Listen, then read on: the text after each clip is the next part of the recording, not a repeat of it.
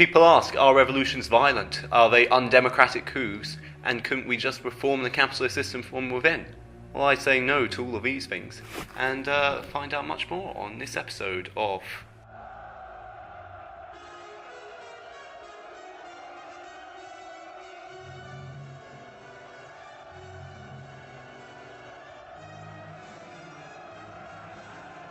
Yeah, so it's Marxists. When you say you're a Marxist to someone, often people seem to be a bit scared that you're going to, rise up, take over the government, and install yourself as supreme dictator of the world.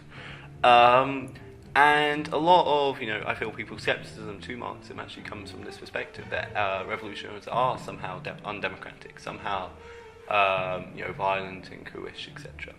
And of course, if all you mean by revolution is a group of people, suddenly storming over, taking control of like the House of Parliament or the Winter Palace or something like that, and then ruling from above, then I think that'd probably be a fairly accurate idea to put forward. But when Marxists speak of a revolution, the first and most important thing they mean is a revolution in how society is organised, in how we produce, in how we exchange. We see, and we've explained before, that capitalism is a society where production happens for exchange, for profit.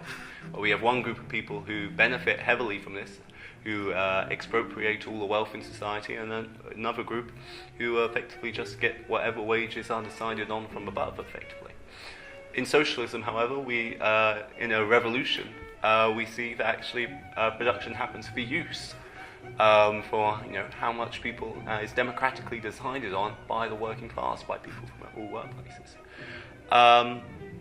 and in that is how it's called a revolution.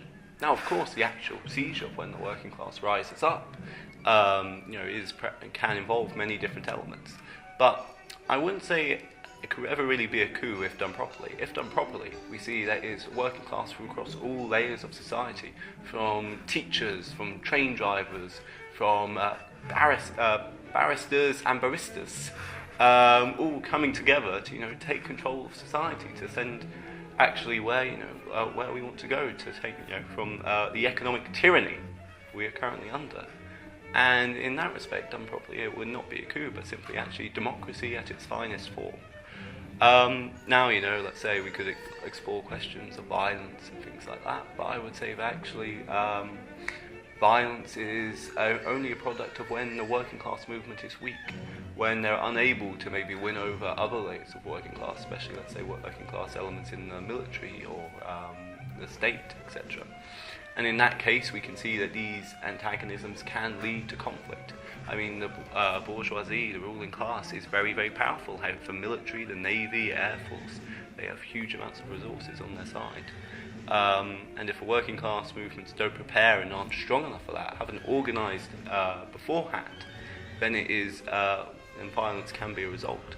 But far less violence than currently experienced in capitalism every single day.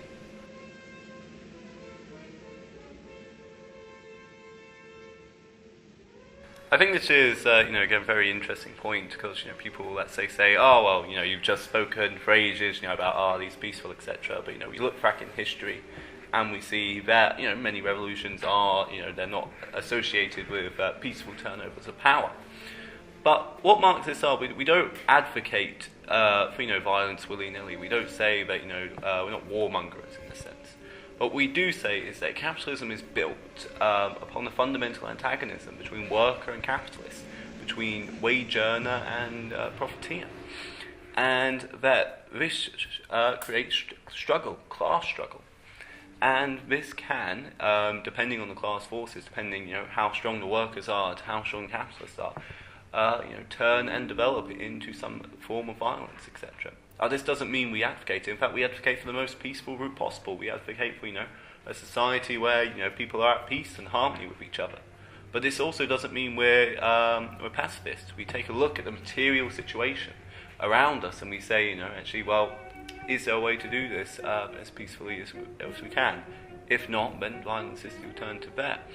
It's about, being effectively, reasonable with it. It's about seeing, we want to create a society where everyone's peaceful, where everyone is in a good position, but is this achievable if we don't use violence? And we often say that the situation can sometimes end up in a no. But on the other hand, we should also highlight that times in the past have actually revolutions in the past can in certain moments be actually incredibly peaceful. If you actually look at the storming of the Winter Palace by the Bolsheviks, and when the mass movement arose there to kind of turn Russia into the first attempt at a socialist state, we saw that actually the day of the storming of the Winter Palace, the day, and also the day in which the Tsar initially fell, were very, very peaceful affairs. I believe more people were actually killed in the recreation of the storming of the Winter Palace for Eisenstein's 10 Days That Shook the World in a filming accident, and actually died on the actual day. However, of course, when the class forces aren't in that situation, we see, especially when what happened as the October Revolution developed, as the Civil War took under place, when international bourgeois forces of the ruling class came in and tried to stop the revolution, we saw then that violence was the product of this. But this is never something which the working class or socialists are advocating for. This is something which is pushed upon it by the capitalists, which is pushed upon it by people who do not want to lose power any side, and people fighting for just basic standards of living, just basic care, just a society of peace.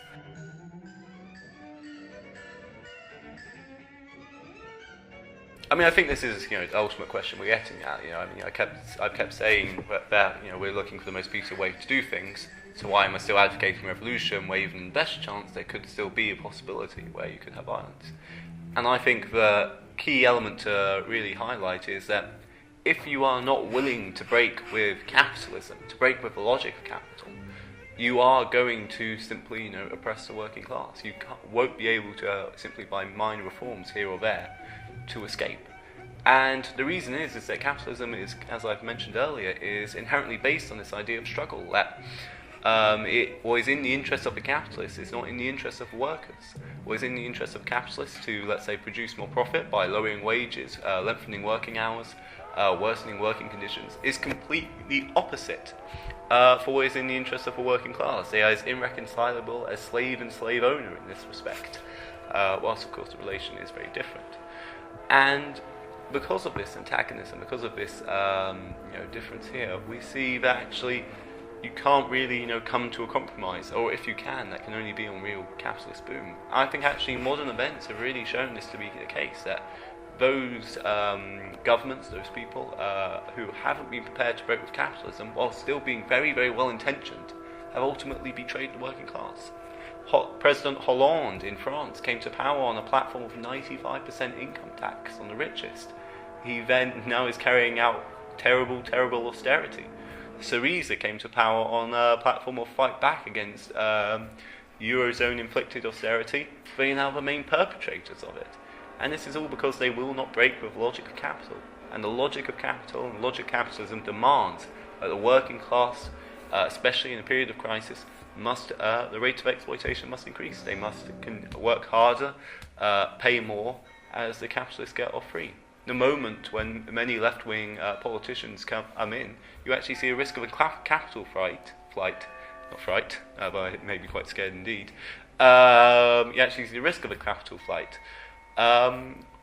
Basically, unless the left-wing politician shows his credentials and cracks down on the working class, ignores all the big government spending increases and things like that. And ultimately, this shows it, is that you're not willing to break with capitalism, you will oppress the working class. If you don't want to oppress the working class, you must have a revolutionary movement. You must do away with this system and implement one based on production for use, or based on democratic ownership rather than private expropriation. And that is ultimately why we need a revolution. Well, if you've enjoyed that video, please like, share and subscribe to our channel, and also feel free to get involved with Warwick Marxist. We're part of the Marxist Student Federation. You can check out our websites and more videos in the link below. And thank you very much for watching. See you next time.